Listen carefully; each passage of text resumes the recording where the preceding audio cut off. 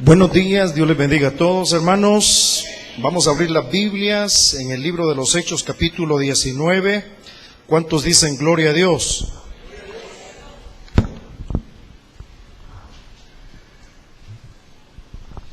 Capítulo 19.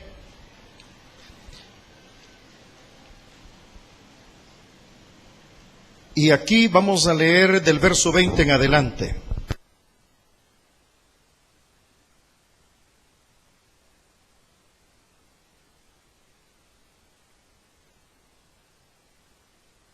Encuentran, digan amén, por favor. Muy bien, si no es mucha la molestia, le voy a pedir que se ponga en pie.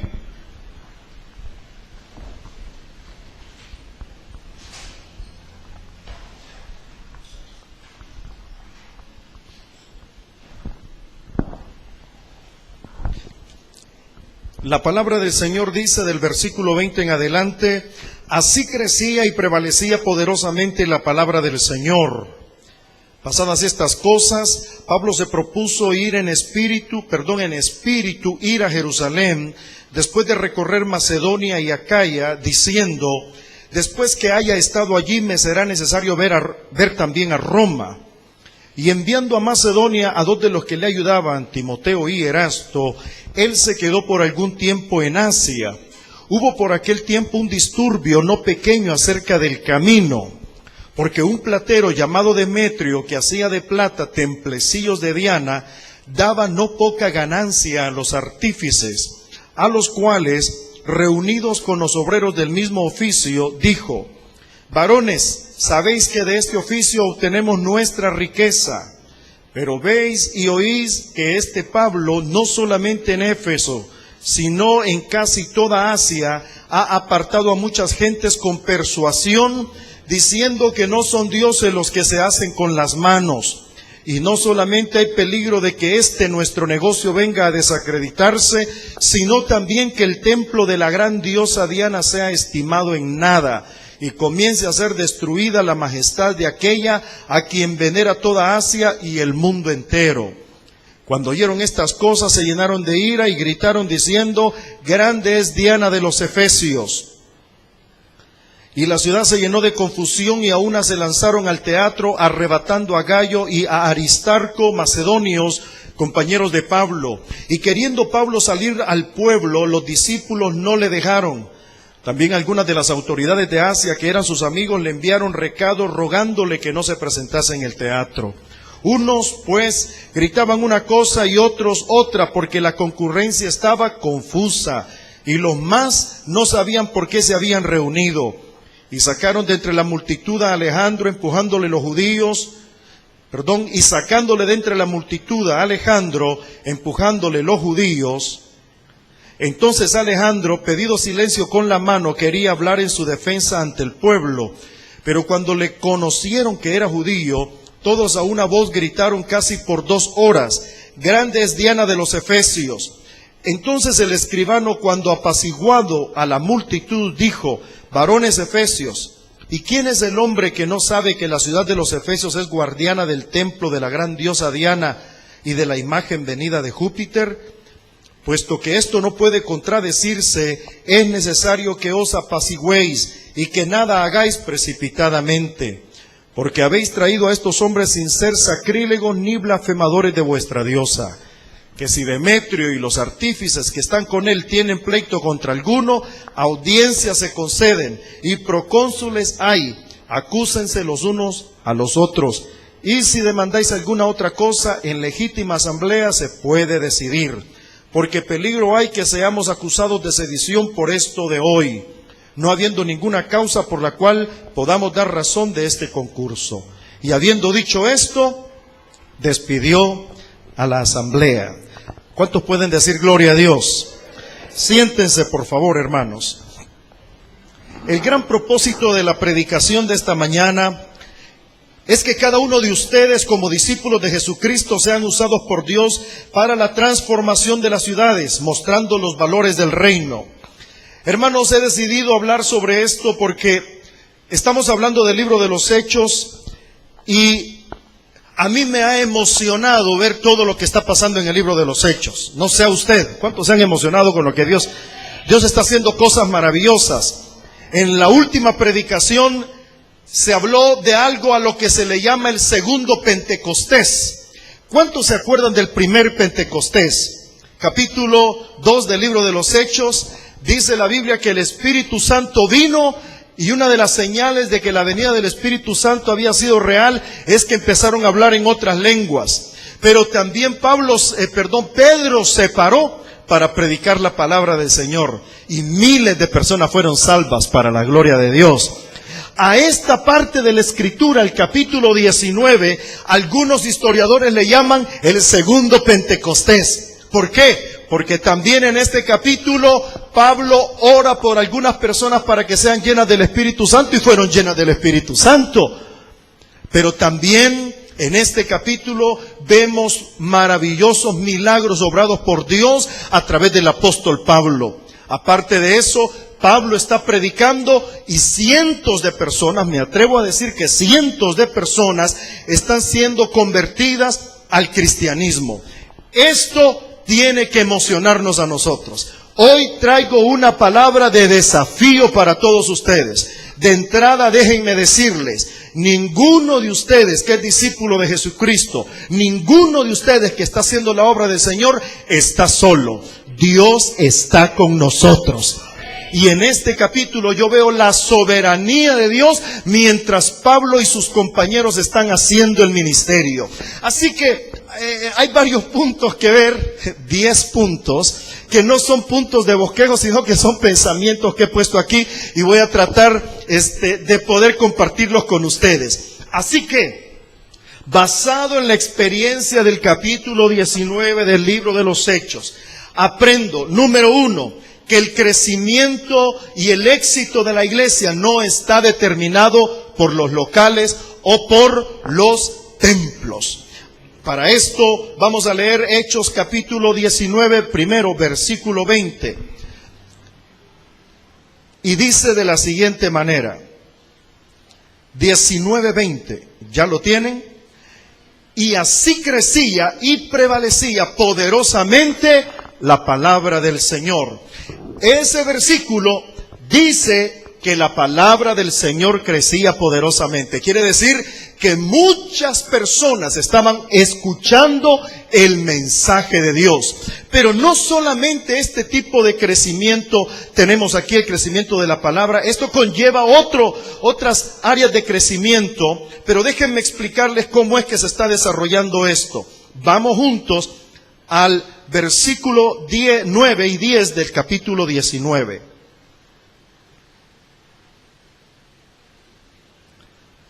9 y 10. Pero endureciéndose algunos y no creyendo, maldiciendo el camino delante de la multitud, se apartó Pablo de ellos y separó a los discípulos, discutiendo cada día en la escuela de uno llamado Tirano. Verso 10. Así continuó por espacio de 2 años, de manera que todos los que habitaban en Asia, judíos y griegos, oyeron la palabra de Jesús. El capítulo que estamos leyendo es el momento cuando el apóstol Pablo ha declarado que Éfeso se vuelve su centro de expansión ministerial. Este es el inicio del tercer viaje misionero de Pablo, y Pablo va a tomar una ciudad muy estratégica. Éfeso era un puerto donde convergían cantidades de barcos de diferentes partes del mundo. Y Pablo encuentra en Éfeso un lugar estratégico para compartir la palabra del Señor. Y aquí dice la Biblia que él llegaba a las sinagogas y hablaba de Jesucristo. Hablaba del reino de Dios. Predicaba que Jesucristo es Dios, que es el Señor. Y dice la Biblia que algunos judíos le escuchaban, pero otros se enfurecieron. Y él, al ver la reacción de la mayoría en la sinagoga, al ver que quizás ya no le iban a dejar predicar, entonces él opta con algunos que sí le escuchaban y que eran discípulos de él, se mueve de la sinagoga y se va a rentar una casa o un lugar donde se daban enseñanzas, que es la casa de Tirano. Se cree que era una escuela donde llegaban filósofos a dar sus enseñanzas. Entonces, algunos historiadores creen que Pablo utilizaba las horas de las 11 de la mañana a 4 de la tarde para hablar sobre Jesucristo. Ahora, cualquiera podría decir que por estar en una pequeña casa rentada, los resultados ya no iban a ser los mismos. Pero vuelvo a repetir, el soberano Dios está del lado nuestro. Y la Biblia dice que allí en esa casa rentada por más de 2 años, el apóstol Pablo estuvo predicando la palabra de Dios, y el impacto de la predicación era tan grande que venía gente de toda Asia. Las ciudades alrededor de Éfeso venían para escuchar el mensaje de Pablo, porque era un mensaje transformador. ¿Cuántos dicen gloria a Dios? Así que aquí está sucediendo algo. ¿Qué tiene que ver esto con el hecho de que los templos no son los que determinan nuestro éxito? Tiene que ver mucho, porque en Éfeso había un templo, y no era cualquier templo. Se le llamaba el templo de Artemisa, o como algunas Biblias lo dicen, el templo de Diana de los Efesios. Pero en realidad su nombre es Artemisa. Ahora, no era cualquier templo. Mis apreciables hermanos, el templo de Artemisa era considerado una de las 7 maravillas del mundo. Las 7 maravillas del mundo, ahí le van: las pirámides de Giza en Egipto, en el orden de maravilla, ¿verdad? Los jardines colgantes de Babilonia. Tercer lugar, el templo de Artemisa. Cuarto lugar, la estatua de Zeus en el Olympus. Quinto lugar, voy a mencionar que me cuesta un poco: el mausoleo de Halicarnaso en Grecia. Luego el Coloso de Rodas. Y por último, el Faro de Alejandría. Note usted que el templo de Artemisa está en tercer lugar. Era una maravilla. Ver las fotografías de lo que han reconstruido del templo de Artemisa es una cosa maravillosa. Imagínense, 170 metros de largo, 170 metros de largo, 60 metros de ancho, 27 columnas, con una altura de 18 metros, equivalente a la altura de un edificio de 6 pisos.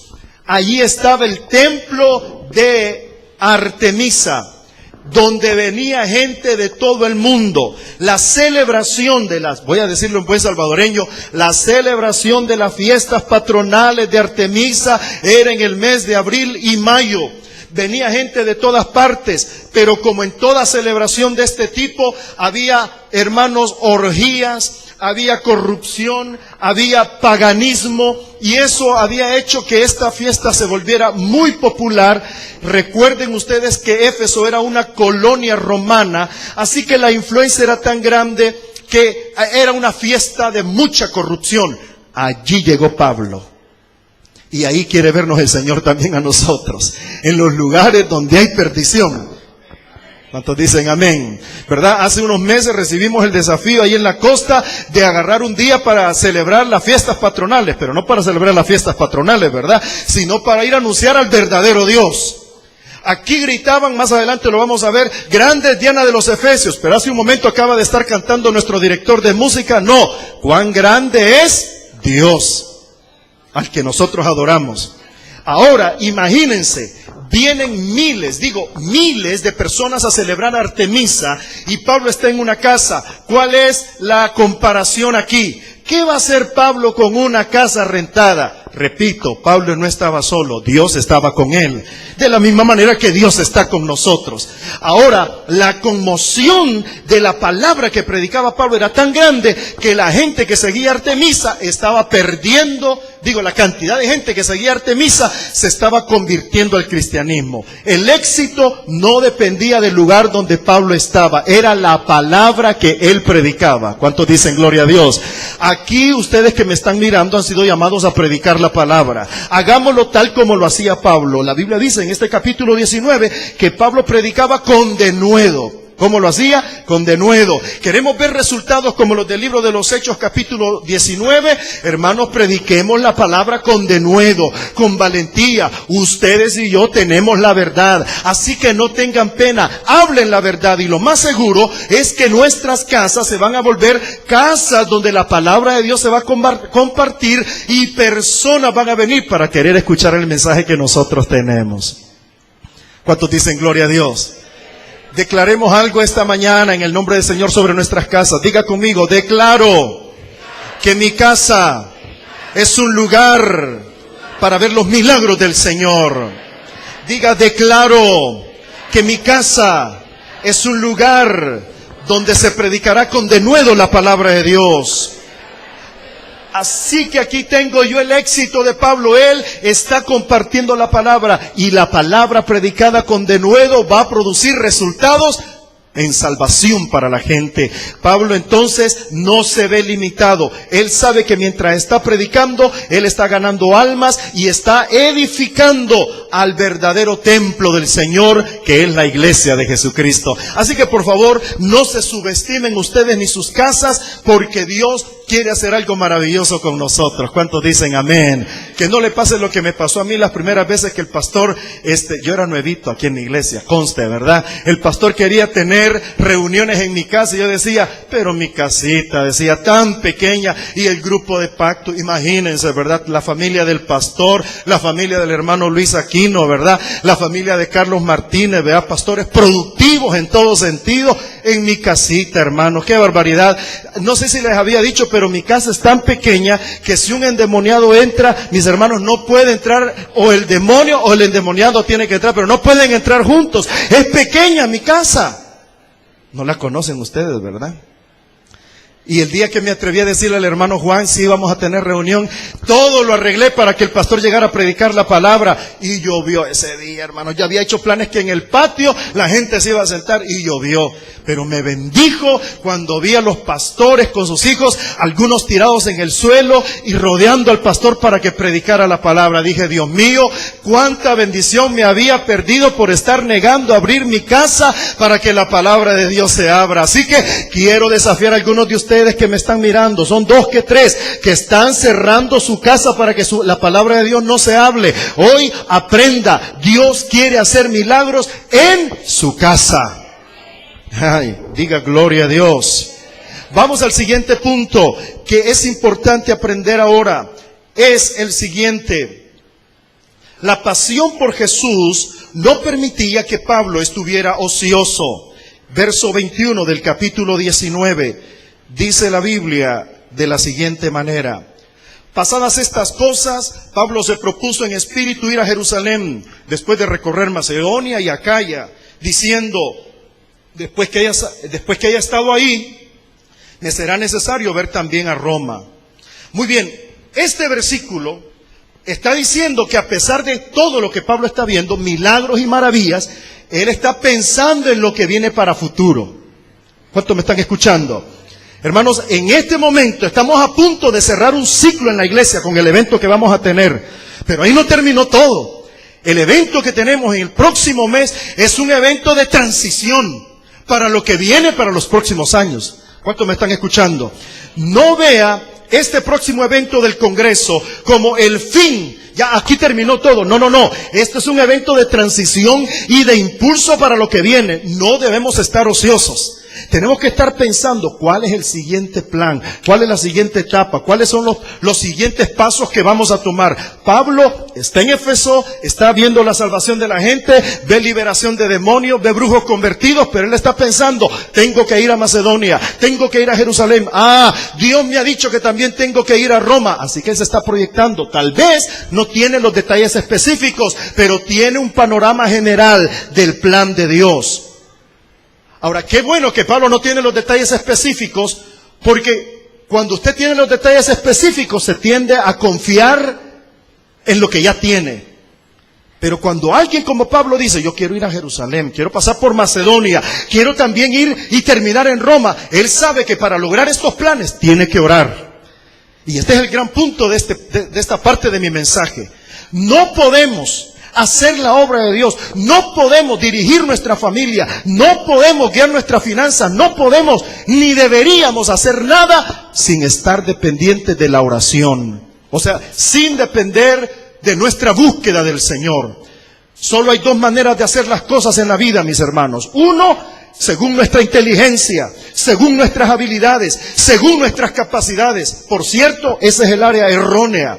La otra es haciendo las cosas a la manera de Dios. ¿Está planeando viajar? Hágalo a la manera y en el tiempo del Señor. ¿Está planeando invertir? En el tiempo del Señor. ¿Está planeando multiplicar su grupo? En el tiempo del Señor y a la manera de Dios. Todo lo que haga, piense por favor, sométalo en oración delante de Dios para ver qué dice Él. A Pablo Dios le cambió los planes en algunos momentos. Iba para Bitinia y el Espíritu le dijo, no es el momento. ¿A cuántos Dios les ha dicho así alguna vez? Se los voy a contar, les voy a contar mi experiencia, hermanos. El pastor Juan Manuel y la pastora Becky, junto con otros hermanos como Luis Ramos y el pastor Trinidad, estuvieron en Reno, Nevada conmigo. Y yo me acuerdo que, entre otras cosas, yo llevé al pastor Juan Manuel para que conociera unos templos americanos de donde ya me habían dado las llaves para que plantáramos iglesias hispanas. Porque alrededor de la ciudad de Reno, en Estados Unidos, donde estábamos, había ciudades donde no había iglesias para hispanos, solo de americanos. Pero la iglesia con la que yo trabajaba tenía iglesias americanas establecidas ahí. Así que por lo menos 3 iglesias en 3 ciudades me habían dado llaves de sus templos para que fuéramos a plantar iglesias ahí. Yo estaba emocionado. Ese era el plan general que yo veía. Yo decía, yo quiero eso. Yo no voy a salir de Reno porque aquí es donde yo voy a estar. Ya tenía en lista. Algunos de ustedes ya los tenían en la lista que los íbamos a mandar a traer para la plantación de esas iglesias. ¿Cuántos dicen amén? Pero, digan pero, esos eran mis planes. Eran los generales, pero Dios tenía planes específicos para mí y para mi familia. Y fue difícil para mí un cambio, tal vez como para Pablo que va para Bitinia y el Espíritu le dice, no es el momento. Pues voy para otro lado, tampoco es el momento. Usted no debe moverse donde usted dice, muévase donde Dios lo está mandando. Así que ahora tenemos al apóstol Pablo dependiendo de la oración. Señor, ¿cuál es el siguiente paso? ¿A dónde me voy a mover? Y entonces vinieron las indicaciones. Una visión, un varón macedonio, vete para ahí. Ahora él está en Éfeso y está pensando ¿a dónde? Un detalle. En ese momento Pablo no sabía que su ida a Roma iba a ser una ida en donde él iba a sufrir. Porque Pablo tenía en mente, el Señor me ha dicho que yo voy a predicarle a las autoridades en Roma. ¿Cuántos se alegrarían por una palabra así? Pero Pablo no sabía el plan específico. Lo iba a hacer en cadenas. Así que los planes no son a nuestra manera. No haga planes a su manera. Haga planes como Dios se lo está ordenando. ¿Cuántos dicen gloria a Dios? Número 3. El trabajo en equipo nos permite lograr un mayor alcance. Verso 22. Y enviando a Macedonia a 2 de los que le ayudaban, Timoteo y Erasto, él se quedó por algún tiempo en Asia. Ahora me encuentro con que Pablo y la maravillosa soberanía de Dios había puesto personas alrededor de Pablo para que no hiciera solo el trabajo. Yo estoy hablando aquí de que la soberanía de Dios está guiando al apóstol Pablo como debería de guiarnos a nosotros. Bueno, nos está guiando, lo que necesitamos es entender cómo Dios nos está guiando. Ahora, aquí sucede que estamos viendo que cuando se hace un trabajo en equipo, el alcance es mayor. Aquí tengo yo que Pablo tiene un equipo conformado por lo menos por Lucas, Timoteo, Tito, Aristarco, Erasto, Gayo, Priscila y Aquila. No eran, estas personas fueron puestas por Dios alrededor de Pablo. Nadie que esté alrededor suyo ha sido puesto por casualidad. Dios lo puso en esta congregación, bajo un pastoreo, bajo una supervisión. Dios lo puso a usted para que usted haga equipo con ellos, para que podamos hacer juntos la obra del Señor. Estos fueron discípulos de Pablo. Algunos de ellos Él los ganó para Cristo, a otros Él los corrigió, pero con ellos hizo una alianza estratégica. Un detalle interesante, aquí en Éfeso, más adelante vamos a ver que hubo una revuelta, un alboroto, y Pablo estaba guardado en una casa que según los historiadores era la casa de Priscila y Aquila, porque como escuchamos en la predicación anterior, Priscila y Aquila salieron de Roma debido a la persecución a Corinto, pero Pablo los encuentra en Corinto y se los trae para Éfeso y los deja en Éfeso. Allí establecieron una casa, después se movieron por supuesto, pero en este tiempo se quedan en Éfeso. Cuando sucedió la revuelta, Priscila y Aquila en su casa protegieron al apóstol Pablo. En otras palabras, cualquier movimiento alrededor de nuestras vidas, cualquier movimiento de personas, es Dios quien soberanamente las está moviendo porque van a ser de bendición para nosotros. ¿Cuántos me están escuchando? Alianzas estratégicas, personas con las que compartimos la visión y extendemos el reino de Dios. En este momento, nosotros tenemos una red de iglesias del campamento de Dios y juntas compartimos una visión, hablamos lo mismo y nos vamos a reunir en los próximos días para retomar, para refrescar nuestra visión. Yo quiero que usted vaya con esa expectativa a nuestro congreso. Dios nos va a hablar y Dios va a corregir algunas cosas que hay que corregir y va a proyectarnos para los próximos meses y años. Pero tenemos que también reconocer que necesitamos estar en red con los equipos de las diferentes iglesias. Yo puedo dar testimonio que la conexión de la pequeña iglesia de ICAD, la Costa del Sol, con la central, está redundando en beneficios para la edificación y la consolidación de la congregación allá. Me están enviando equipos misioneros de aquí que ayudan y bendicen a la gente en aquel lugar. De hecho, hay una pareja que de aquí de la iglesia me está ayudando, los doctores José y Marta Benítez. Eso hace que mi proyección sea un poquito más sólida y eso hace que yo pueda hacer el trabajo con más libertad, porque hay otras personas trabajando conmigo. Necesitamos reconocer que hay que hacer equipo en esta congregación. ¿Cuántos dicen amén? Entonces, todo lo que hagamos va a ser para bendición de las almas que no conocen a Jesucristo. Pablo enviaba a algunos de su equipo los enviaba antes a predicar a diferentes lugares antes que él llegara. Yo quiero dar testimonio de cómo los equipos que han llegado de aquí a la costa han sido de gran ayuda y de gran bendición. Y tengo la impresión que los que han ido también son cambiados mientras ellos están sirviendo allá en el lugar. Así que hay un beneficio recíproco. Ustedes sirven y son bendecidos. Nosotros recibimos su servicio y también somos bendecidos con ustedes. Así que en este punto yo aclaro que el trabajo de equipo nos permite tener un mayor alcance. ¿Cuántos dicen gloria a Dios? Vamos al capítulo 19, versículo 23 al 26, para ver el siguiente punto, que es la predicación del evangelio implicará oposición. Verso 23. Hubo por aquel tiempo un disturbio no pequeño acerca del camino, porque un platero llamado Demetrio, que hacía de plata templecillos de Diana, daba no poca ganancia a los artífices, a los cuales, reunidos con los obreros del mismo oficio, dijo: varones, sabéis que de este oficio obtenemos nuestra riqueza. Verso 26. Pero veis y oís que este Pablo no solamente en Éfeso, sino en casi toda Asia, ha apartado a muchas gentes con persuasión, diciendo que no son dioses los que se hacen con las manos. Mi punto ahora es que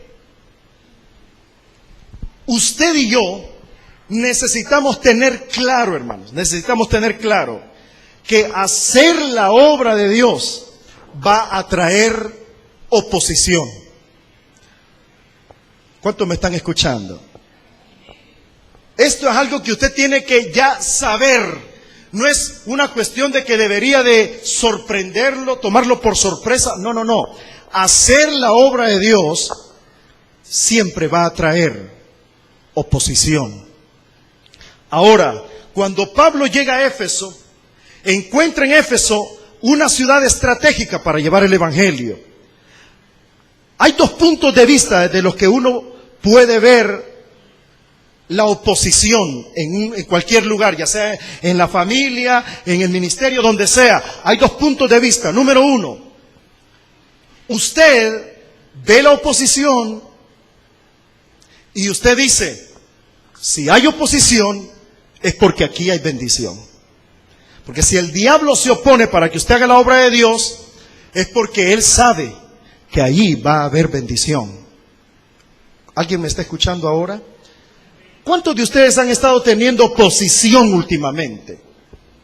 Oposición en el desarrollo de su vida cristiana, oposición en el ministerio que están haciendo, oposición en la familia, oposición en... No sé en qué área usted está teniendo oposición. Quiero decirle que la oposición es una muestra de que Satanás sabe que allí va a haber bendición.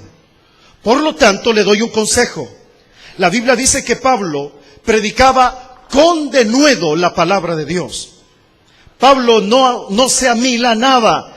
Pablo no se achicopalaba. Si veía oposición, Pablo retomaba fuerzas y sabía que allí había bendición. Entonces él iba a pelear a través de la oración y a través de la dedicación y el esfuerzo hasta ver manifestado el reino de Dios en ese lugar. ¿Cuántos dicen amén? ¿Cómo ve usted la oposición? Esta mañana algunos vinieron con oposición y fue difícil para ellos concentrarse en la alabanza, porque vienen con crisis, vienen con conflictos y no hayan qué hacer. Hágale frente. Véanme todos, hágale frente. No se corra. No deje esto a un lado. Yo lo estoy aprendiendo. Hermanos, fíjense que acabamos de venir del departamento de Quiché, en Guatemala. Me tocó estar predicando allá y estábamos predicando en diferentes iglesias y teníamos preparado un evento en el Parque Central. Pero el pastor que coordinó el evento no lo hizo bien. Y entonces, el día del evento era en la mañana. Íbamos a aprovechar que el mercado estaba lleno, el mercado de la calle, estaba lleno de gente. Así que pretendíamos llenar el parque con cristianos, predicar la palabra y evangelizar. Pero cuando se llegó el día, en la mañana de ese sábado, llegaron a donde yo estaba y me dijeron, hermano Samuel, tenemos un pequeño problema. El coordinador no hizo bien su trabajo, así que no hay iglesias alrededor nuestro. No hay gente que nos va a apoyar. Y yo le dije, ¿cuántos sabemos? Usted, su esposa, mi esposa y yo, me dijo el hermano. 4 nada más. Ah, y acaba de llegar el saxofonista, un niño como de 13 años. El único músico. Y entonces... ¿Qué piensan? Pues, ¿qué pienso? Vamos a seguir haciendo la obra de Dios. ¿Tenemos sonido? Sí, el sonido ya está instalado. Pues vamos a predicar. Usted no se preocupe. Y nos fuimos al Parque Central y en efecto, toda la gran cancha, sin nadie.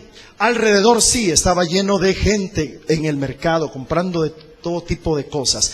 Así que decidimos hacerle frente a la situación. Llámele, vaya usted a ver quién fue el culpable y quién no, pero que nos iban a parar, no nos iban a parar. Diga conmigo, a mí nadie me para. No los escuché. Otra vez, a mí nadie me para. Y esa mañana yo me emocioné y le dije, ¿no tendrán un piano por ahí? ¿Cómo no tenemos una? Pues el saxofonista y yo vamos a tocar. Y empecé yo tocando y aquel con el instrumental. Y la gente de lejos nos escuchaba cómo estábamos ahí cantando. Y después terminé de cantar y me presentaron ahora como el predicador, ¿verdad? Primero como músico y después como predicador. Y hermanos, empiezo yo inspirado, porque es lo mío, predicar al aire libre, cosas así. Olvídese, eso es lo que a mí me emociona. Entonces empecé a predicar como que tenía multitudes. Y la gente alrededor escuchando, hermanos. Y a la hora de hacer el llamamiento, 11 personas empezaron a pasar adelante para recibir a Cristo, algunos de ellos llorando delante del Señor, tocados por el Espíritu de Dios, saliendo del mercado. Y me dice el pastor, otras veces hemos tenido lleno de evangélicos y ni un alma se salva. Hoy no hay evangélicos y hay alma salvada. El punto es entender que oposición siempre va a haber, pero nada debe de detenernos. ¿Cuántos dicen amén? Así que redoble esfuerzos. Hermanos, yo pienso que, disculpe la frase que voy a usar, pero necesitamos tener un olfato evangelístico. Necesitamos orar y decirle, Señor, permíteme percibir dónde hay cosecha, dónde hay cosecha. Yo voy a regresar al Quiché pronto.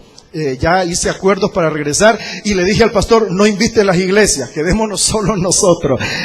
Hay que tener un olfato donde las almas están percibiendo el llamamiento del Señor, donde la cosecha se está gestando. Los discípulos una vez estaban con Jesús y no percibían, no se daban cuenta, estaban queriendo comer y les dijo Jesús, ustedes no se dan cuenta del tiempo de cosecha. ¿Cómo no, Señor? Faltan 3 meses. No, miren los campos, la cosecha está lista. Ellos andaban, hermano, como decimos en buen salvadoreño, cortando vara. Ellos estaban pensando en la cosecha literal. Jesús estaba pensando en la cosecha de almas. No me lo van a creer, estamos en una época de cosecha. ¿Cuántos dicen gloria a Dios? Solo necesitamos orar para ir a encontrarnos con los Cornelios, con las Lidias. Estoy emocionado cuando leí esos capítulos 16 y 17 del libro de los Hechos. Me encuentro que Pablo anda orando, y donde quiera que anda orando hay personas que se convierten. Él va a la oración y ahí hay una mujer llamada Lidia y Dios le abre el corazón.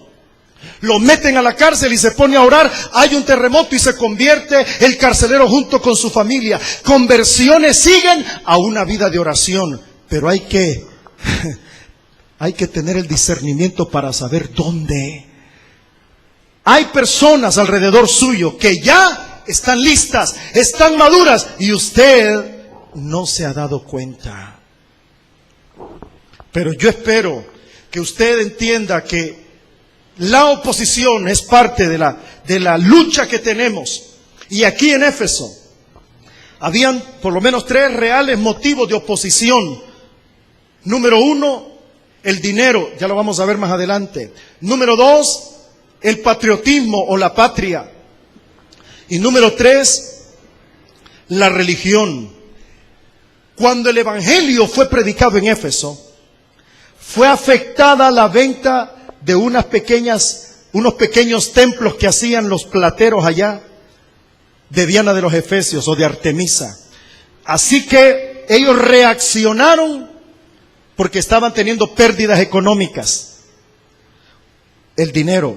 Número 2, ¿cuál fue el otro que dije? La religión.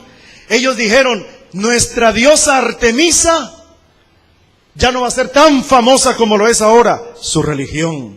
Número 3, la gente ya no va a querer venir a Éfeso para visitarnos en nuestras fiestas. Su nacionalismo, su patria. 3 grandes motivos egoístas estaban haciendo que se opusieran a la predicación del evangelio. Es increíble, hermanos. Pero después de las conversiones y milagros que habían en Éfeso, esa gente debería de estar agradecida, alabando a Dios por lo que estaba pasando, pero no. Se opusieron, hicieron un alboroto contra Pablo. Esto no es nuevo, se sucede en nuestras ciudades hoy, se sucedió en la época de Jesús. Él liberó a aquel endemoniado de Gadara, que cuántos problemas daba a su sociedad, y cuando Jesús lo libera, los demonios del endemoniado se van a los cerdos, y los cerdos se van a un precipicio, y los dueños de los cerdos vienen para sacar a Jesús de la ciudad. Le importaban más los cerdos que la liberación que se había dado en ese pobre hombre. Hoy vemos brujos liberados en Éfeso, conversiones. En lugar de agradecer, están mostrando oposición. No cabe duda que la gente a lo malo le llama bueno y a lo bueno le llaman malo. Pero, repito, no se deje impresionar por la oposición. Quinto punto. Vamos a irnos a que la predicación del evangelio trae conversiones verdaderas. Y aquí vamos a leer el verso 26 del capítulo 19. Ya lo leímos, pero voy a repetir la lectura. Pero veis y oís que este Pablo, no solamente en Éfeso, sino en casi toda Asia, ha apartado a muchas gentes con persuasión, diciendo que no son dioses los que se hacen con las manos. Aquí tenemos que la predicación del apóstol Pablo está haciendo que muchas gentes, digan todos, muchas gentes, ahí dice así, ha apartado a muchas gentes. Y quien lo está diciendo no es Pablo, no es Lucas literalmente, sino que Lucas está escribiendo las palabras que oyó de Demetrio. O sea, quien está dando testimonio de que muchas personas se están convirtiendo es un inconverso, Demetrio. Él es quien está diciendo muchos se están convirtiendo. ¿Cómo es que Dios está salvando gente a través de la predicación de Pablo? Bueno, ya dijimos, predicaba en las sinagogas, predicó en la casa rentada de Tirano, pero también en Éfeso había otro lugar preciosísimo y famosísimo, aparte del templo de Artemisa, era el anfiteatro. El anfiteatro era el lugar donde los gladiadores llegaban a hacer su show. Pero también el anfiteatro era un lugar como un mini estadio acomodado de tal manera que cualquier persona al hablar podía ser escuchada por 25,000 personas. Al ver los documentales sobre esto, yo veo la arquitectura que se desarrollaba en esos días, un anfiteatro con capacidad para 25,000 personas, la gente se sentaba ahí y los filósofos hablaban. Pablo estuvo allí.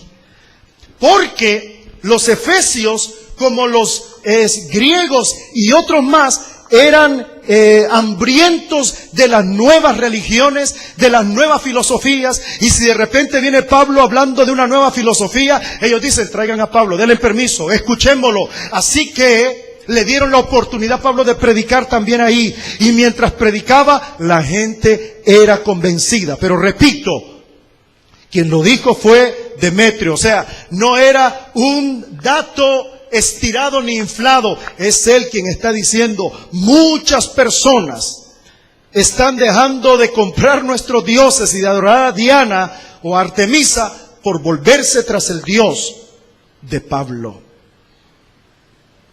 Esto nos deja una gran enseñanza a nosotros. Yo estoy tratando de hacer un puente entre lo que está pasando aquí y lo que debería de estar pasando con nosotros aquí.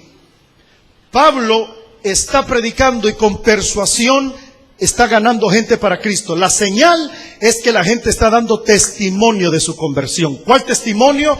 Bueno, en los versículos anteriores dice la Biblia que los brujos traían sus libros de brujería y los quemaban frente a todos como testimonio de su conversión al Señor. Miles de dólares era lo que se estaba quemando ahí como testimonio de la verdadera conversión. No estaban jugando, literalmente los brujos se estaban convirtiendo al cristianismo. Hermanos, hermanas, qué bonito sería que nosotros como iglesia también tomáramos la decisión de orar y decirle, Señor, danos conversiones verdaderas para esta época. Quiero decirles que he cambiado mis oraciones de una manera tremenda. Dios me está enseñando, está cambiando mi vida, me está volviendo a hacer ministerialmente. Estoy aprendiendo que ya no es solamente quien levanta la mano el que recibe a Cristo y realmente es un verdadero convertido. No es así. Por eso yo oro, Señor, danos verdaderos convertidos en los grupos de pacto, verdaderas conversiones en las campañas. Ya no gente que venga solo porque le gusta el grupo de alabanza o le gusta cómo cuidamos a los niños. Ya no es así, mis apreciables hermanos. Volvámonos a este modelo tan precioso en donde la gente realmente daba muestra de su conversión. Que si alguien recibe a Jesucristo lo haga de todo corazón y demuestre con sus actos que realmente se ha convertido al Señor. Me atrevo a decir que dentro de nuestras congregaciones tenemos a personas que todavía no son cristianas. Visitan una congregación por la amistad con una familia. Están en una iglesia porque no tienen que hacer el día domingo. La motivación no es la más correcta. Oremos que haya una verdadera conversión en nuestras congregaciones. Hace unos meses estuvo hablando de una reevangelización en este país, porque aunque nos consideramos más del 25% de cristianos en este país, el impacto no se deja ver, no se deja sentir, no se ve el país como que fuéramos tantos evangélicos. ¿Por qué? Porque en realidad los que estamos dentro no hemos sido convertidos como deberíamos de ser convertidos. Hay algunos aquí que no hemos quemado, no hemos dado una muestra de conversión, no hemos dado una muestra de cambio, de arrepentimiento. En realidad no lo hemos dado. Y esto está generándonos conflictos. Realmente dentro de las iglesias evangélicas no todos somos hijos de Dios. Y yo sé que es duro decir esto, pero aquí yo veo un modelo maravilloso. Gente que se convierte y es bautizada en el mismo momento, hermanos. Son bautizados, entran en un compromiso definitivo. Y eso que ese no es el bautismo típico que nosotros hacemos. Es otro nivel de compromiso mucho más grande. Se comprometían. Si ganaban a alguien para Cristo, en el caso de Cornelio, Lidia y otros más, iban, hermanos, y traían a sus familiares. Yo no quiero recibir este mensaje solo, decía. Quiero que mi familia, mis esclavos, mis sirvientes, mi gente reciba al Señor. Hoy no, hay gente que se convierte al Señor y no quiere dar testimonio de Jesucristo. De eso estoy hablando. Oremos que la gente diga, realmente hoy sí, los evangélicos están haciendo un impacto en la sociedad.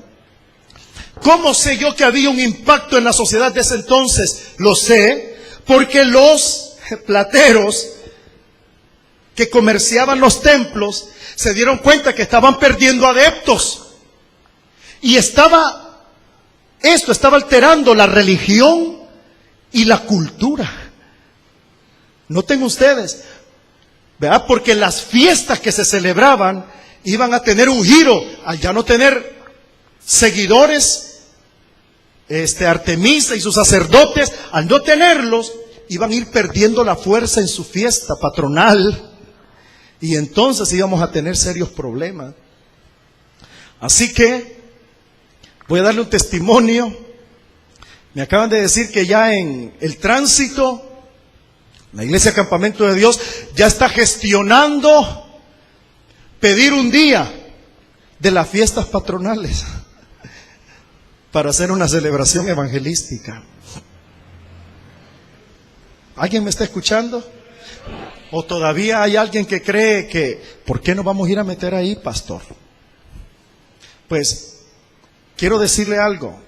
Cuando tuvimos el evento en las isletas, el evento evangelístico, esto no lo supieron todos, hasta hoy voy a dar testimonio, pero las iglesias de alrededor no pudieron, o sea, fue difícil para ellos entender, no sé, que cómo íbamos a ir a meternos a una fiesta. Me dijeron, hagamos cualquier evento evangelístico que usted quiera, traiga quien usted quiera, pero otro día, no la fiesta patronal. Estoy hablando de que estuvimos en un evento en las fiestas patronales de las isletas y no todos nos apoyaron.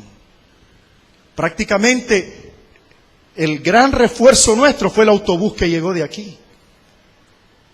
Pero se nos abrió una puerta y logramos entrar. Cuando yo recibí la noticia de que nos daban la oportunidad de predicar ahí, solo le llamé a dos personas, al pastor Juan Manuel y al pastor Trinidad. Y entre otras cosas, el pastor Juan Manuel, por supuesto, nos apoyó, pero el pastor Trinidad, cuando le dije, me dijo, tengo 10 años, qué barbaridad, ese reloj va bien rápido.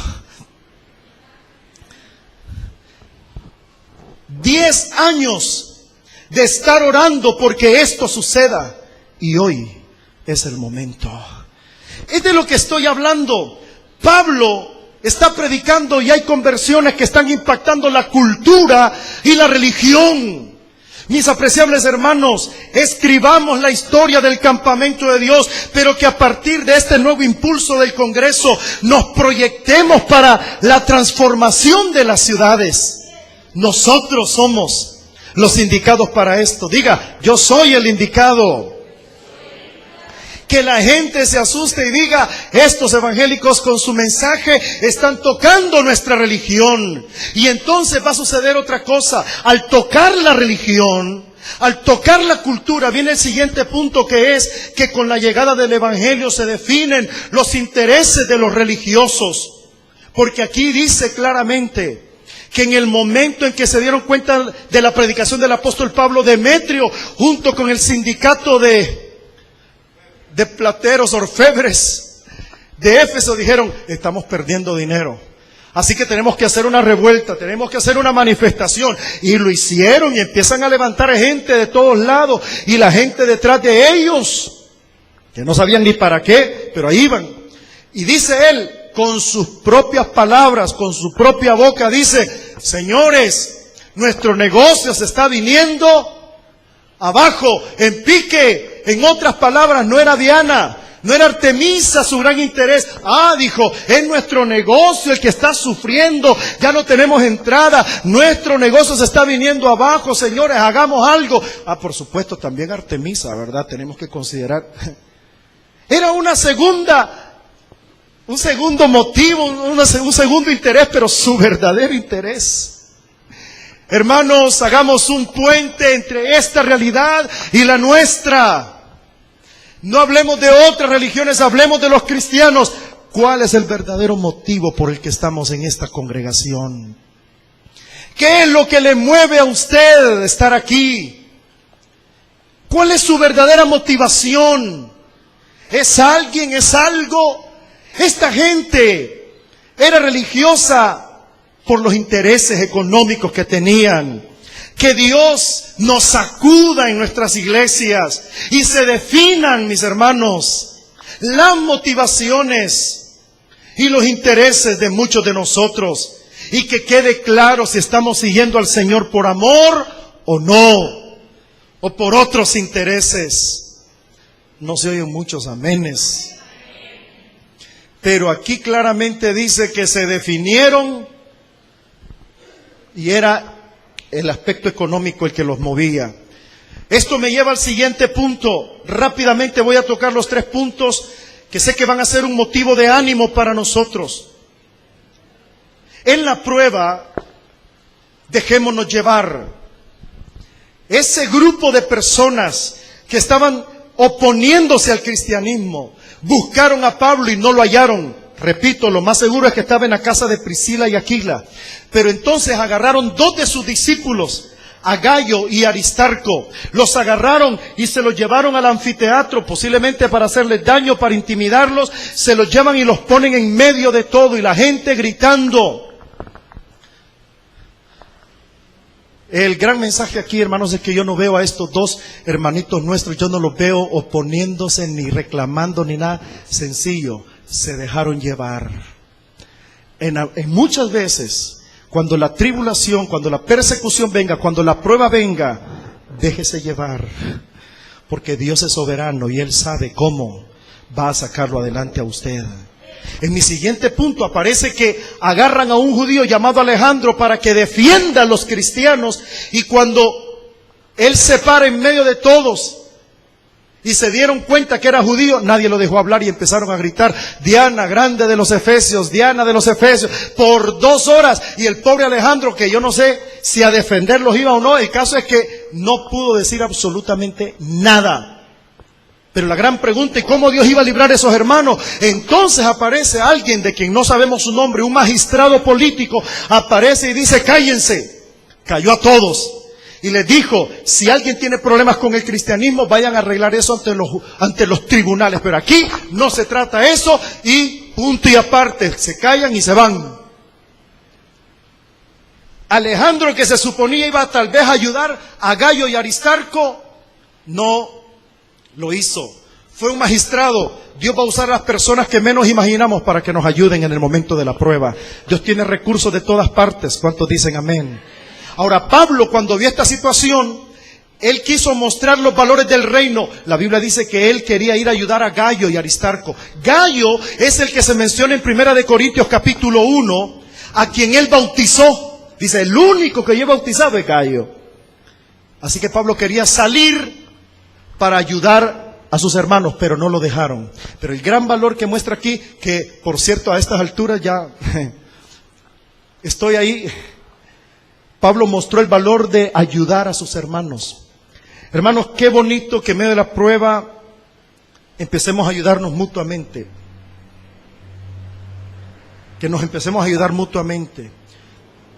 Pablo ya no lo pudo hacer porque no lo dejaron. Era más valioso que Pablo estuviera vivo que tener que ir y arriesgarse a morir ahí. Pero yo estoy seguro que Pablo estaba dispuesto a hacerlo. Y luego, solo menciono estos puntos.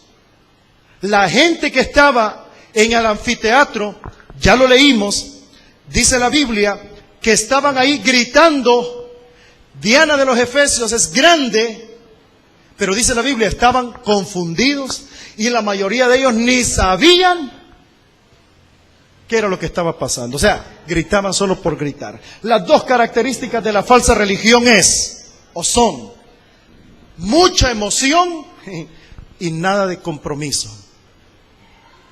Y por si esto fuera poco, confundidos. Hermanos, emocionémonos en nuestros tiempos de alabanza y todo, pero eso no es el todo de nuestra vida. Necesitamos gente que tenga convicciones firmes delante del Señor. Al final, todo se acabó y quedó definido que la soberanía del Señor estuvo en defensa del apóstol Pablo, como la gran soberanía del Señor está a favor nuestro también. ¿Cuántos dicen gloria a Dios? Usted me va a preguntar, pastor, ¿y no quiere el alboroto de Éfeso y de Diana? ¿Por qué no mencionó más a Diana? Porque no vale la pena. No vale la pena mencionar a Diana. Solo para un dato informativo. La tradición, los historiadores dicen que Diana o Artemisa era una diosa a quien la ciudad de Éfeso se declararon guardianes de esa diosa. ¿Y de dónde nació? Bueno, dice la Biblia, y los historiadores creen que cuando dice ahí la diosa enviada por Júpiter, hay datos históricos que revelan que fue un meteorito que cayó.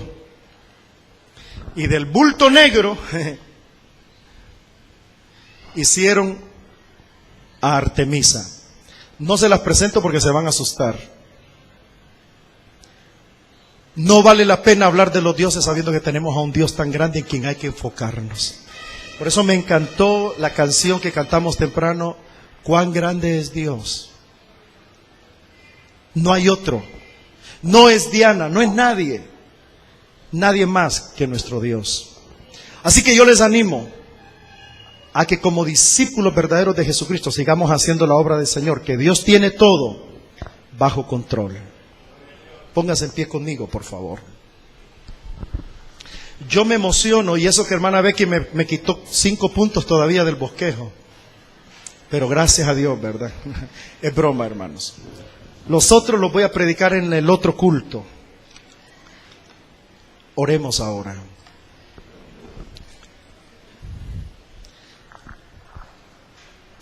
Qué agradable es saber que tenemos un Dios grande de nuestro lado. Y no hay Dios. No hay Dios comparable a nuestro Dios. Cuán grande es Dios. No es Diana de los Efesios, no es Artemisa, no es Zeus, no es nadie, es Dios, el único y verdadero, que tiene cuidado de sus siervos.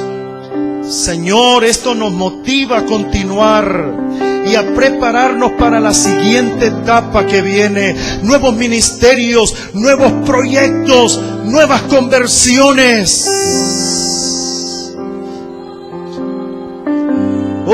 cántale cuán grande es Dios.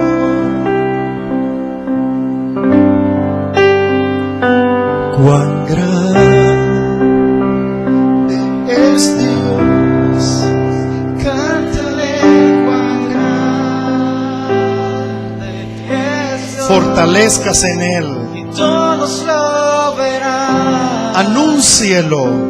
Cuán grande es Dios. Vamos una vez más. Con convicción. Cuán grande es Dios. Oh, cántale cuán grande. Dios tiene control, Dios tiene control, Dios tiene control. Aleluya, aleluya, aleluya. La última vez quiero ir a la preciosa iglesia a confesarlo con mucha fuerza. Cuán grande, oh sí, cuán grande Dios, y todo lo verá.